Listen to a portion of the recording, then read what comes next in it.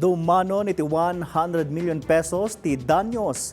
Iti pan nakauram ti maysa nga auto shop iti Tuguegarao City, Cagayan. Ken mamimistigaran pa iti rason iti daytoy. Kabayatan na 80 hectares akabambantayan iti Nueva Vizcaya na uram.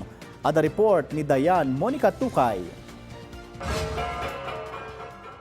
Nauram ti maysa nga auto supply iti Tuguegarao City, Cagayan. Kinumpirma daytoy ni Eduardo Louis, ag tagikway ti nasawa pasdak, at dumanon iti 100 million pesos ti danyos iti uram, gapo ta aglaon ti shop iti flammable materials.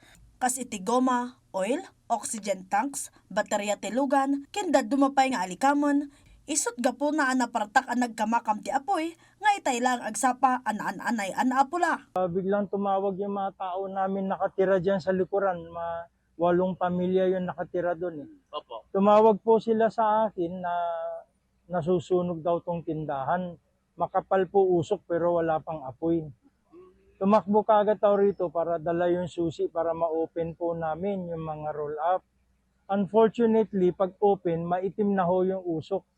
Sinubukan namin pasukin para i-open pa yung ibang roll-up para makapasok ang mga fireman, no? Makabugan ng tubig. Pero wala po, hindi nakakayanin ng tao pumasok. Dimanon iti may katlong alarma tinasa nga uram. Ang respondyante sa nga pulo ket inom a fire truck manibot iti Piat, Solano, Enrile, ken San Pablo, ken ti Civil Aviation Authority of the Philippines. Inaklon ti Bureau of Fire Protection anarigatan da a kontrolan ti uram. Gapoy ti napartak a pagkamakam ti apoy, ken ti paggad nga epekto ti kemikal a napuuran. Awam mo tinay-record a pimusay, wano nakaro na dangran, kabayatan ti panag-apula ti uram.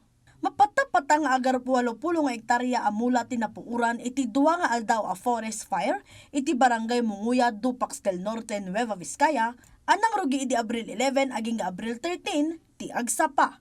May basar iti initial a report ti BFP Dupax del Norte, karaman na napuuran ti pagmulaan a para iti National Greening Program ti Department of Environment and Natural Resources. Pakiramanan ti naymula kay Kayo Tinara, Kupag, Yakal, Tuway, Mulave, ken Guyabano. Gapoy ti kinangato ti disso, haan na nakadanon dagiti fire truck iti nakapasamakan ti uram.